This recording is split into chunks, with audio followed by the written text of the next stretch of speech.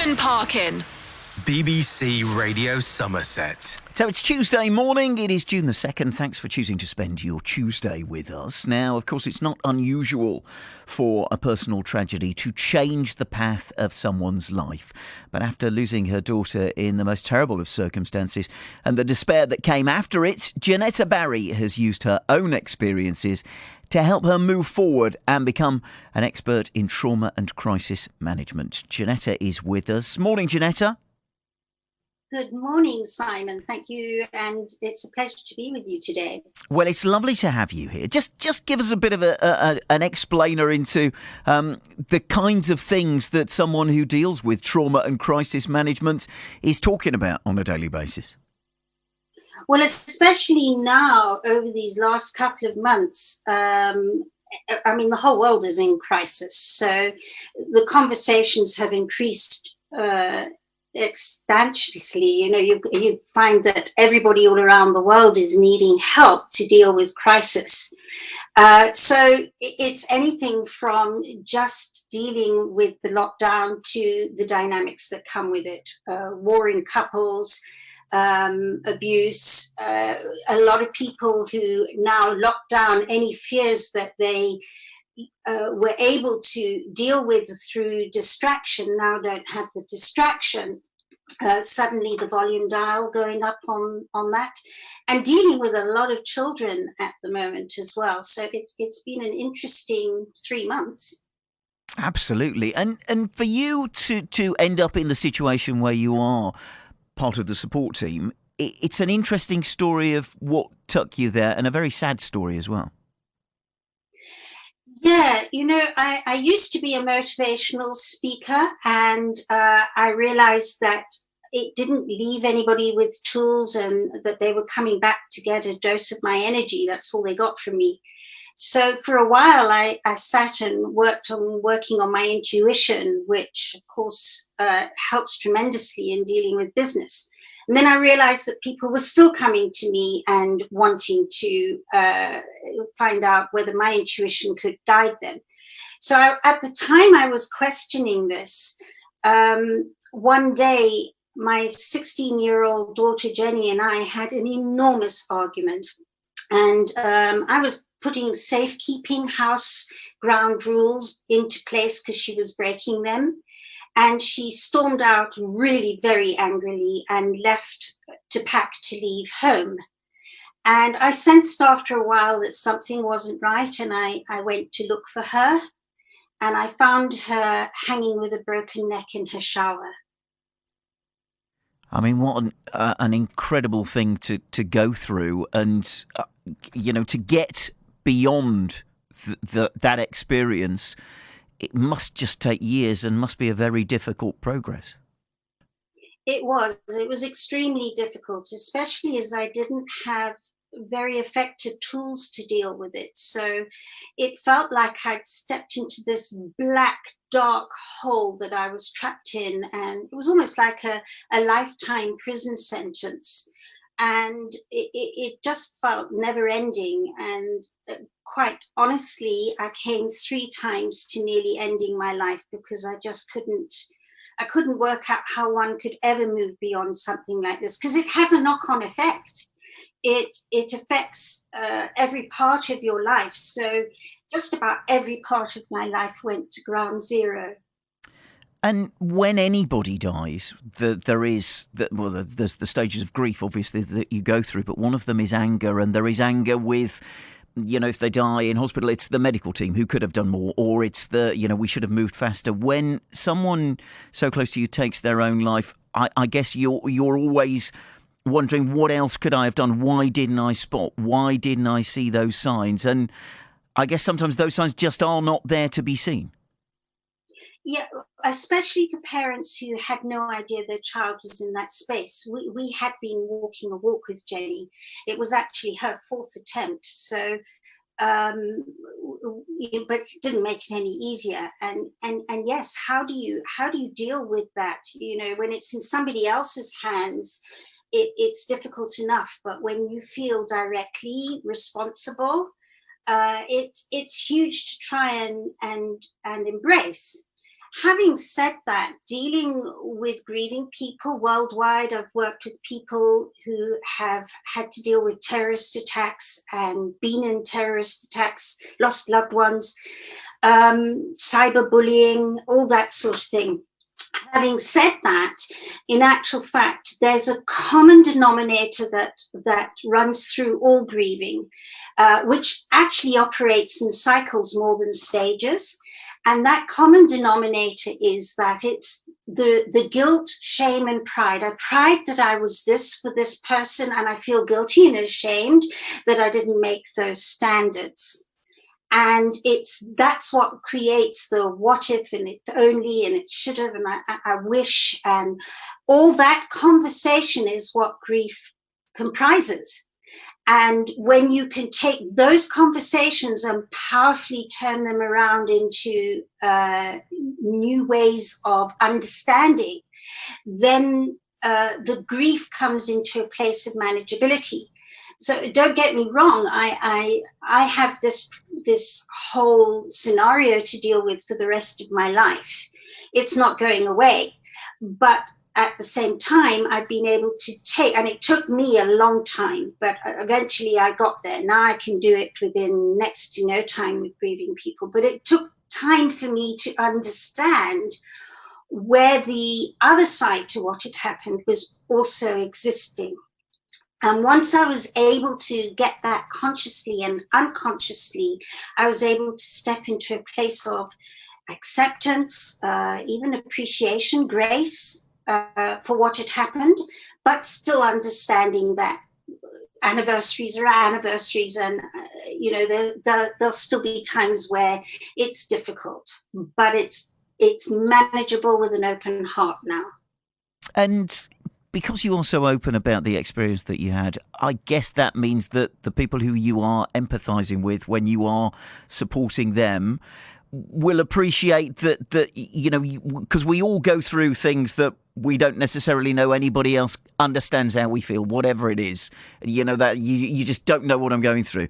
When people realize that you perhaps do know what they're going through, does that give them more of a trust in you? Does that give them more of a faith in you? Or do you think it's just the openness to listen that probably makes all the difference? I think it's a combination of both. Definitely, because I have walked the walk and talked the talk, people trust me more because they go, she knows the pain we're feeling. She really understands it. And then I am able to listen. And one of the special things about the process I work is that it's not regurgitating the story each time I'm with the person I'm working through. It enables them to peel that story away, which usually binds and controls you, and start new conversations through a series of asking themselves questions. And when they start answering those questions, new, more powerful, empowered conversations start happening. And then they can see, oh, now we understand. Because a lot of people go, is Jenetta really for real? I mean, can you really get over something like that to the degree that she talks about? And once my client has sat down and started working with me, they go, now I get it. That's amazing. And it works on such deep levels. So it's really very effective. Throughout all of the lockdown period and the confusion that has come with the speed at which coronavirus overtook all of our lives, the clients that you've been working with, and you've checked with them that they're happy for us to talk about some of their experiences, though not name them obviously, but what kind of things have you been up against when people have been trying to make some sort of sense of the situation? Yeah, I had a couple in Botswana in lockdown, which was very strict lockdown. You had to get a permit to leave the house, and that was almost impossible to get. Really in a very bad place, who are now sitting in a better form of conversation and understanding and appreciation than before lockdown even happened. a little girl in New York, 5 years old, where one of mum's most biggest worries was that this little person would one day could possibly be kidnapped. She lives in Brooklyn, and lockdown happened, and unbeknownst to mum, 5-year-old had picked up on that story, and suddenly her volume dial went high, and she started panicking that when lockdown was over, she would get kidnapped. So those are two examples. I've also got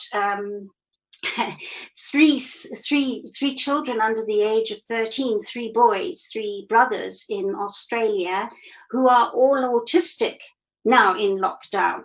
And the level of not being able to cope with each other even went to "I'm going to kill you" type of conversation. And they've been, in fact, I've just finished a session with the middle child before this call, and this child who could hardly talk to me and sits on his neck with his head up in the air when he processes with me, couldn't wait to tell me what had happened that had worked during this last week with him and his brothers and his life in general, and was very verbose. So new conversations and deeper levels of understanding with those by way of example. And I mean, such a diverse range of experiences that you just talked us through there, and the people going through them. When you are obviously, perhaps seeing that what you're saying is making a positive difference, you are helping them move forward through whatever it is they're going through. Do you not then take on some of their despair and their anguish too? Do you not end every day needing a hot bath to try and, cleanse your mind of the challenges that they're facing, that you in turn are facing with them? Yes, one would think that would be, and I think with conventional therapy, a lot of that happens. But because the outcomes are so swift with this process, within the first session of half an hour, the person's already able to start explaining how different they feel and the breakthrough they've had. And that's really inspiring. There are times where I might have a really, really tricky client that's holding on to whatever it is, a bit like a security blanket. That's when I get exhausted, is in assisting them to put the emotional security blanket down. But it's very few and far between that happens, because most of my clients are really ready and sick and tired of that emotional security blanket, and they're ready to throw it in the bin if they haven't already. And so the process works smoothly because they're ready to do what it takes to do what they want to get out of it. Obviously, the process that you deal with, the clients that you deal with, you spend time with them that we haven't got on the radio just now. But, is there a bit of advice that you could give anyone who has, for whatever reason, found the lockdown quite challenging? Yes, certainly. I think the big thing with this process, which I called the Epiphany Process, and got the basics of, and fine-honed and expanded and brought it to what it is today. The big thing is to understand that we're in a society that's mostly attached to having to be positive, which really puts you into judgment of all the negative side of your persona, which means that you're judging half of who you are. And when that happens, the internal conversation is very judgmental half the time, if not more, because we tend to concentrate on that. So it's not saying that one shouldn't be positive, because that's very important too, but it's being able to address the negative and find its value, instead of judging it and saying that you should eliminate all negative thought, word, and deed. There's always, if you've got the balance, you look at how electricity works in a cycle. You can't have positive without negative charge in a cycle of electricity, otherwise things go quite awry. And our psyches operate in exactly the same way. So when you're able to start listing where the negative side of who you are, your qualities, your traits, and what's happened to you, have served you to the same degree that they haven't, and where you can start listing where the positive hasn't served you to the same degree that it has, when you've got those equal lists in place, then a balance of understanding on a really unconscious level kicks in as much as you consciously understand it. So I have clients coming to me sometimes after their first session. Within days, I'll get a phone call saying, you know, Jenetta, I've just had a conversation with great Uncle Harry, and I hate him. I hate his guts. And if I've said 2 words to him in the last 20 years, it's a lot. And I had a half an hour conversation with him, deep from my heart, and I was able to safely speak my truth without judgment or fear. And that's what being able to address the negative side of you are, of what you are positively, produces. Well, it's really fascinating talking to you today. Thank you ever so much for your time. Jenetta's theory is called the Epiphany Process. You can find out more if you have a look online. Jenetta Barry there speaking to us about how she took her own experiences and moved forward in a way that means she now helps and supports others. It is 10:34. It's BBC Radio Somerset.